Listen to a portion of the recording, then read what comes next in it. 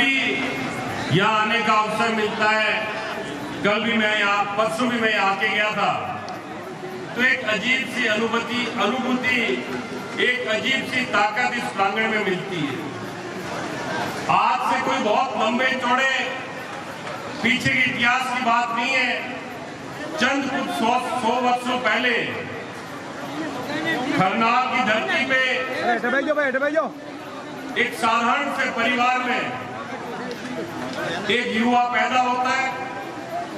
अपना खेतीबाड़ी का काम करते हुए अपना और अपने परिवार का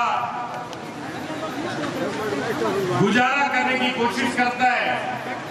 कुछ ऐसा घटनाक्रम होता है, उस युवा को ऐसी असाधारण परिस्थितियों में कुछ ऐसा कर गुजरने का मौका मिलता है, और वो जो कुछ कर गुजरते हैं अपने जीवन काल में, बहुत छोटी सी उम्र में, को तेजाजी महाराज के नाम से पूछते हैं, और पूछते ही नहीं है, अपितु उनका नाम लेने से एक नहीं सभी समाजों का, जो भी लोग उनका नाम ले लेते हैं उन सबका भला होता है।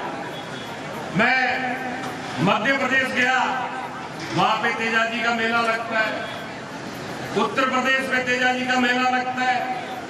इससे पूर्व साउथ में भी मेरी जानकारी में आई कि दक्षिण भारत में भी तेजाजी का मेला लगता है।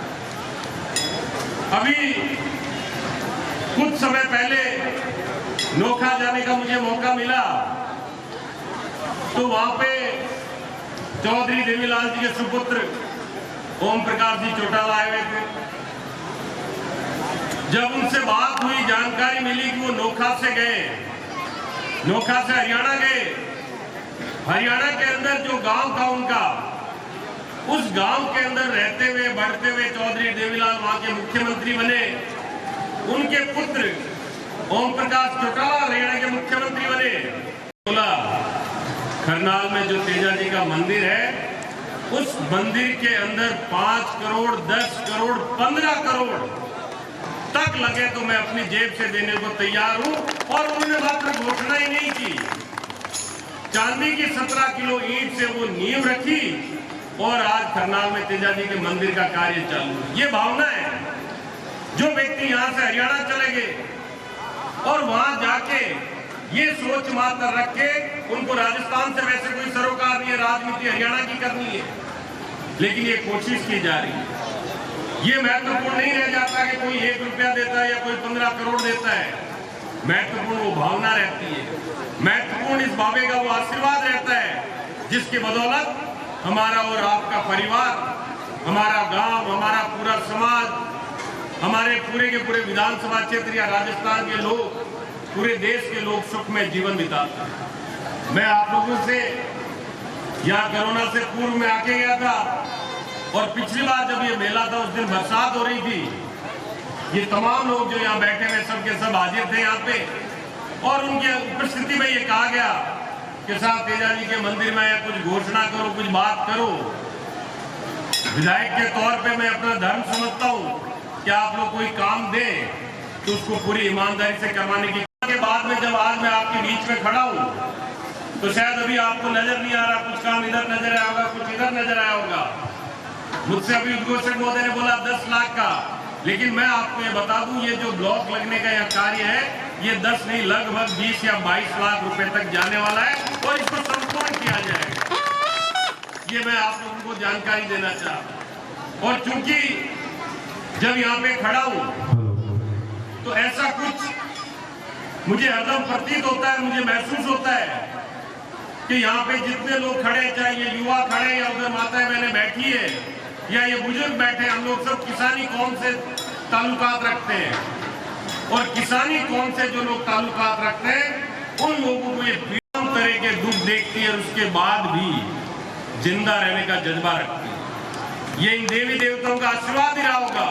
और हम ये जो अपने बच्चों को फौज में भेजते हैं, हम ये जो अपने बच्चों को छोटी छोटी जहां देश को जरूरत है वहां भेजते हैं। और आज मैं इस बात का जिक्र जरूर करूंगा कि हमारी सरकार जो केंद्र की है, जो फौज में उसने ये किया है कि 4 साल, मात्र 4 साल एक बच्चा नौकरी करेगा, फौजी बनेगा।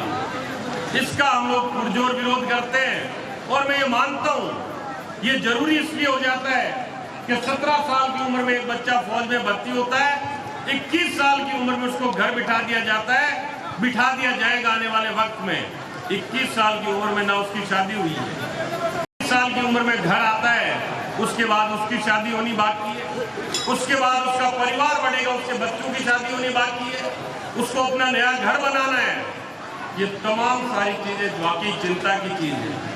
हमें ये सोचना पड़ेगा जो किसान वर्ग के लोग हैं, क्या हम अपने बच्चों को ऐसी जगह भेजें? हम लोग पहले ही खेती में मेहनत का श्रम है, मेहनत करते हैं, और उसके बाद किसान अपने बच्चों को वहां भेजे, जब वो 4 साल बाद घर आ जाए तो ना तो उसके पास ये तमगा रहेगा वो एक्स सर्विसमैन है, पुराना एक्स फौजी है, ना उसको पेंशन की कोई सुविधा मिलेगी, और उसके बाद उसको घर बिठा दिया जाए जब उसको अपना पूरा का पूरा जीवन आगे बिताना। ये बात अलग है कि किसान कौम है, ये मेहनत करके अपने बच्चों का, अपने परिवार का लालन पालन नहीं कर लेगी, लेकिन ये जिम्मेदारी उन सरकारों की बनती है जिन्होंने ये तय कर दिया कि सेना के अंदर हमारा युवा बिना सैनिक के, बिना एक्स सर्विसमैन के तनख्वाह के, तमगे के, बिना पेंशन के 4 साल बाद घर बिठा दिया जाएगा।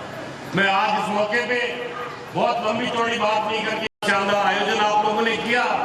पूर्व सरपंच साहब मुझे बोल रहे थे कि मेड़ो देखो, मैं क्यों बाबा तो ऊपर रही कि मेहरबानी है बाबे की कि ई के नाव पर जब भी आप लोग बुलाओ सगड़ा का सगड़ा इकट्ठा हो जाए। ये मालिक को बाबे को प्रार्थना करूं आपके गांव पर खूब सारी मेहरबानी पहले भी आगे भी रहे, आप सब प्रेम मिलजुल एक साथ रहो, ऊपर ईश्वर आपने खुश रखे, तरक्की करे, आपके परिवार में सुख शांति बनी रहे। राम राम साहब।